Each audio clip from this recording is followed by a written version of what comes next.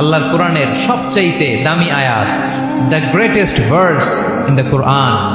উবাই ibn Kab রাদিয়াল্লাহু তাআলা আনহুকে বিষ্ণু সাল্লাল্লাহু আলাইহি ওয়াসাল্লাম জিজ্ঞেস করলেন, উবাই বলো তো কোরআনের কোন আয়াতটা সবচেয়ে সেরা? উবাই জানেন, তারপরে বললেন আল্লাহু ওয়া রাসূলুহু আ'লাম, আল্লাহ আল্লাহ রাসূল ভালো জানেন। দেখেন কত বিনয়ী ছিলেন সাহাবারা, জেনে উত্তর দিতে চাইতেন না, ভাবতেন না জানি বিশ্বনবী নতুন কিছু আমাদেরকে জানায়। বিশ্বনবী আবার বললেন, তুমি কি জানো কোরআনের সবচেয়ে শ্রেষ্ঠ আয়াত কোনটা?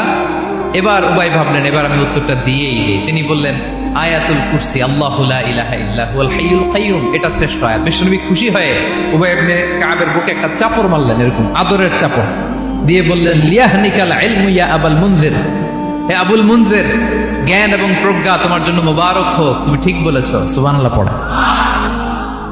তাহলে এই প্রথম ইনফরমেশনটা আজকে জানলাম, কোরআনের সর্বশ্রেষ্ঠ আয়াতের নাম কোন সূরায়?